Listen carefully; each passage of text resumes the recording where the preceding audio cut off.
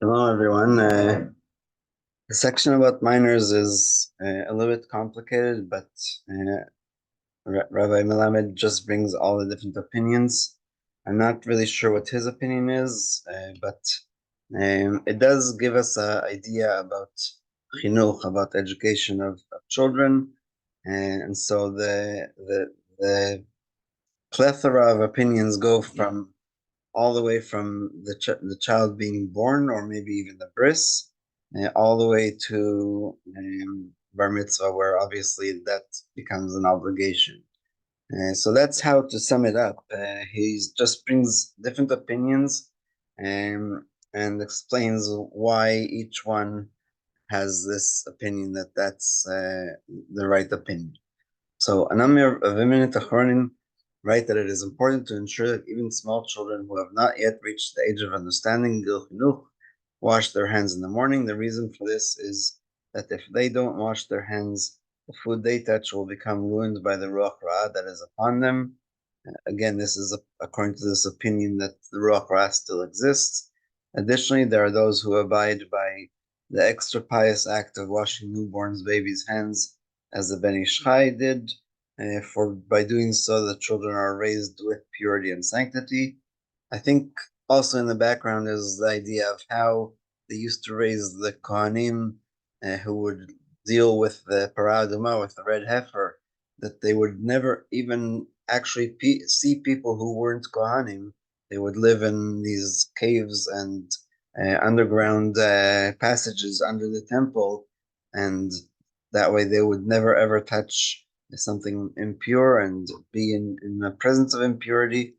But these are all just to make our nation more pure. It's not because it's such a super halacha, because like we said at the very beginning, this is only a rabbinical, not biblical. So, but the idea of teaching our children how to become more pure and how to watch themselves and how to also wash themselves. I said watch, but like to be careful not to touch things, because other nations, at least in the time of the Mishnah and the Talmud, if they found a dead rat in the street, they would play hopscotch with it, or the Talmud even mentions Sik Resha, about the head of a rooster, that was a game that kids played with, and that's not the Jewish way. We try to stay away from death. We try to stay away from things that are disgusting in that way.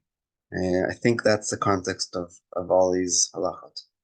How, However, in practice, many people are not strict about the washing of their children's hands 3 times after they wake up, because according to some prominent achronim, the Ruach Ra only lingers on the hands of one who is at least 13 years of age.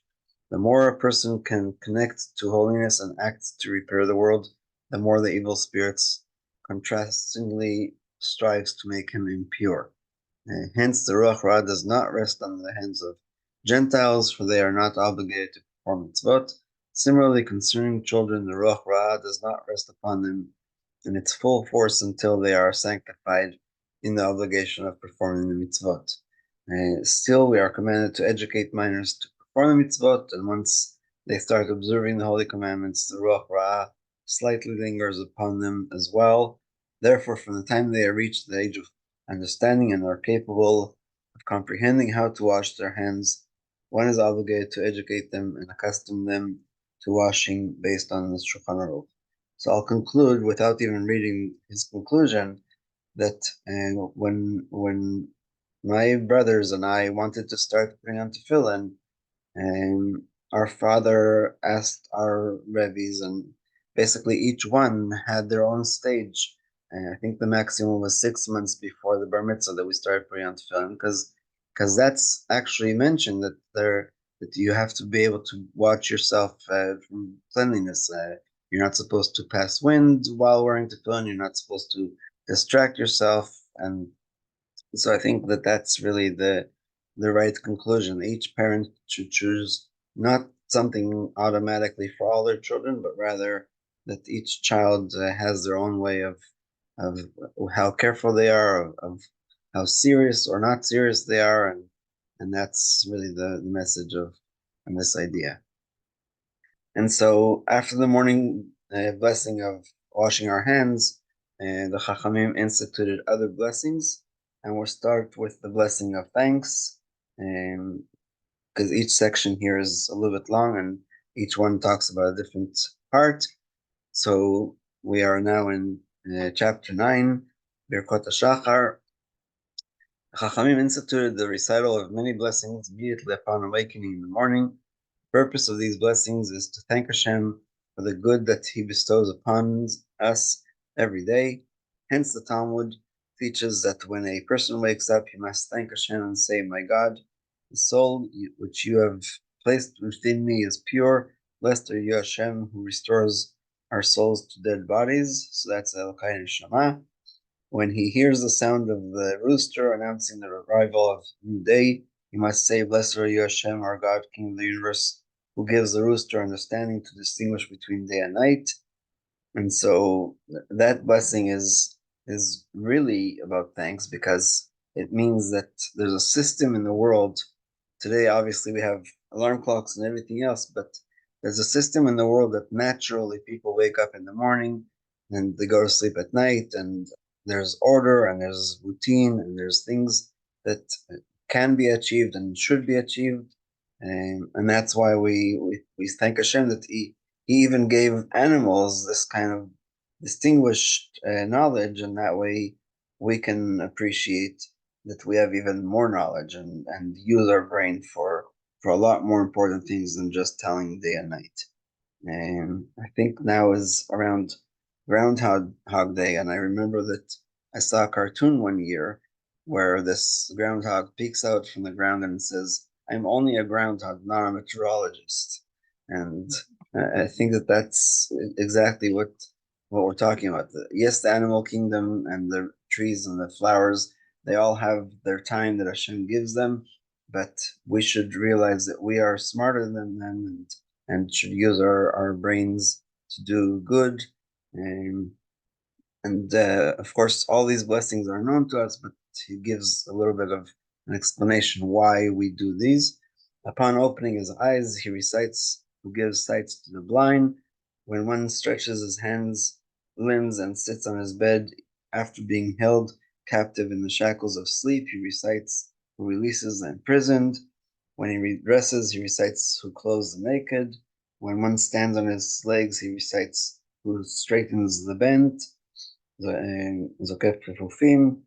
And when placing his feet on the ground, he recites, "Who spreads the earth upon the waters," Roka Haaretz Lamayim, because that was the separation of water and earth, and we don't walk on water. And there's a story in the Christian Bible about somebody who did that, but that's not for here.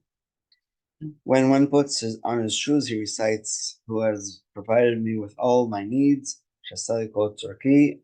And I'll just note that blessing we don't say on Yom Kippur and Tisha B'Av, because we don't wear shoes that are made out of leather.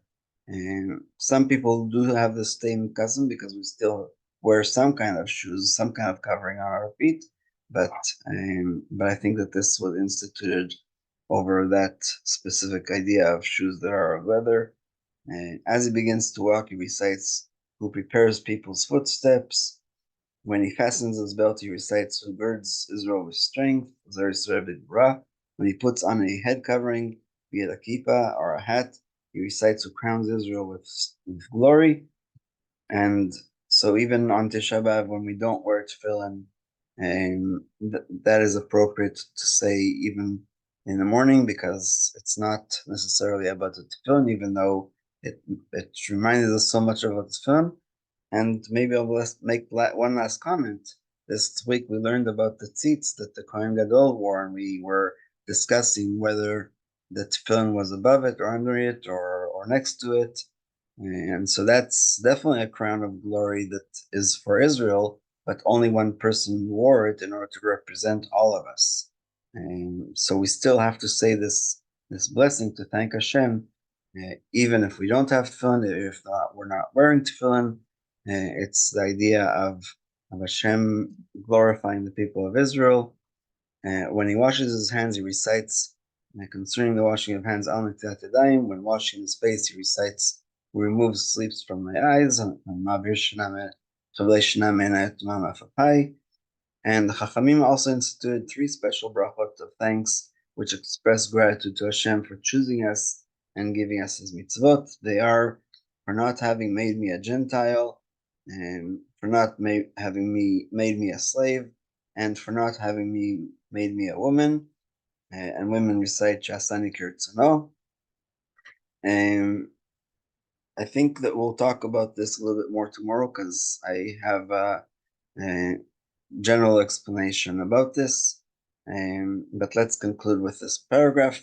Life's routine generally wears away our attention from all the good that Hashem showers upon us. So as a consequence of this ungratefulness, the daily blessing that HaKadosh Baruch Hu grants a person fails to delight him, and his life becomes dull and empty.